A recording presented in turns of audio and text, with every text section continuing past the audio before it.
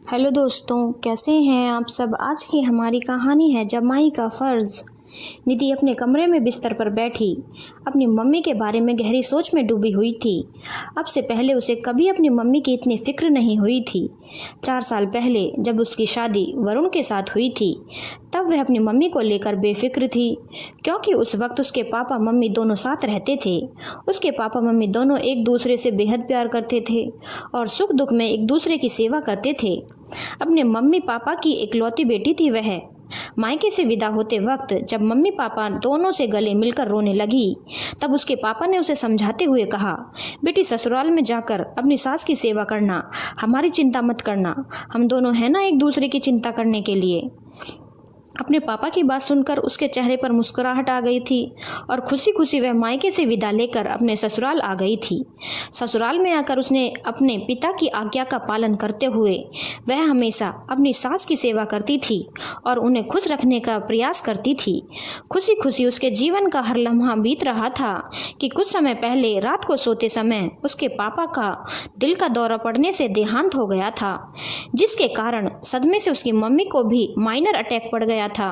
तब उसने अपनी मम्मी को अस्पताल में भर्ती करा दिया था, जिससे उनकी हालत में सुधार था, परंतु डॉक्टर ने उसे बताया कि उसकी मम्मी का ख्याल रखना बहुत जरूरी है। उन्हें ऐसी हालत में अकेला छोड़ना ठीक नहीं है। उनके पास हर वक्त कोई ना कोई रहना चाहिए ताकि उनका मन लगा रहे, नहीं तो अकेलेपन की वजह से दोबारा उन्हें दिल का दौरा पड़ सकता है। वह मन ही मन यही सोच रही थी कि अस्पताल से छुट्टी होने के बाद वह कैसे अपनी मम्मी के साथ रह पाएगी, क्योंकि उसके ऊपर अपनी सास और घर की काम की जिम्मेदारी भी थी।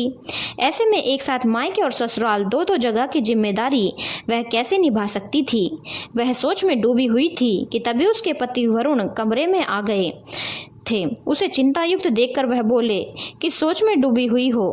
कुछ नहीं, बस मम्मी के बारे में सोच रही थी, निधि बोली। तो उसके पति वरुण बोले, मैंने तुम्हारी चिंता दूर करने के लिए फैसला कर लिया है।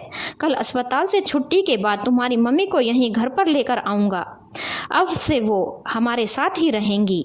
यह सुनकर निधि आश्चर्य से बोली, वे हमारे साथ कैसे रहेंगी? मेरी मम्मी तो हमारे घर का पानी भी नहीं पीती। और फिर सासू माँ, क्या वे मम्मी को अपने घर में रहने की इजाज़त देंगी? क्यों नहीं देंगी? मैंने उनसे पूछकर ही तो फैसला लिया है। तुमने क्या कुछ नहीं किया उनके लिए? पिछले महीने जब बाथरूम में नहाते वक्त उनका पैर फिसलने से सीधे हाथ में चोट लग गई थी, तब हाथ पर पट्टी बंधे होने के कारण वे अपना दैनिक काम करने के भी लाचार हो गई थी। तब तुमने उनकी सेवा करने के लिए अपनी अच्छी भली नौकरी भी छोड़ दी थी। मैंने तुमसे कहा भी था कि नौकरी मत छोड़ो, मम्मी की सेवा के लिए एक काम वाली रख लेंगे, परंतु तुमने कहा मेरे होते हुए किसी काम वाली की क्या जरूरत है, मैं अपनी सास की सेवा खुद करूंगी।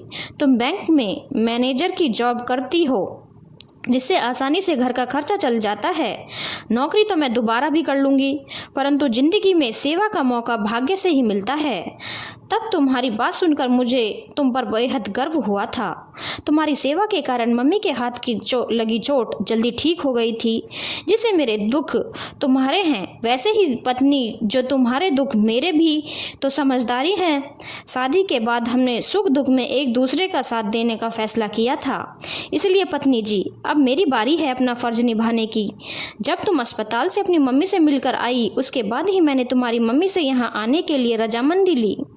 तब वह मुझसे यही बोली, मैं बेटी के घर नहीं जाऊंगी, क्योंकि बेटी के घर का खाने से माँ को दोष लगता है। तभी मैंने उन्हें प्यार से समझाया, यह सब व्यर्थ की बातें हैं, बेटी के घर का खाना खाने से कोई दोष नहीं लगता। जिस तरह बहू का फर्ज होता है अपनी सास की सेवा करने का, उसी तरह जमाई का भी फर्ज होता है अपनी सास की सेवा करने का। फिर आप मुझे इस सेवा से वंचित क्यों कर रही हैं? मम्मी जी, मुझे भी अपनी सेवा का मौका दो ना। मेरी बात सुनकर उनकी आंखों में आंसू आ गए। उन्होंने प्यार से दोनों हाथ मेरे सिर पर रखकर मुझे अनेकों आशीर्वाद दिए। अब तो तुम खुश हो ना? पति की बात सुनकर निधि के नेत्र भर आए। वह खुशी से बोली, तुमने तो मुझे चिंता मुक्त कर दिया। बड़ी भाग्यवान हूँ मैं जो मुझे तुम्हारे जैसा पति मिले। तब वरुण दोनों हाथों से उसके आंसू पोंछते हुए बोले, मैं भी तो भाग्यवान हूँ जो तुम मुझे जैसी पत्नी मिली।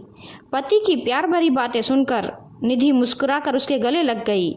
दोस्तों, पति पत्नी का रिश्ता और भी मजबूत हो जाता है जब दोनों एक दूसरे के सुख दुख में साझेदार बन जाते हैं।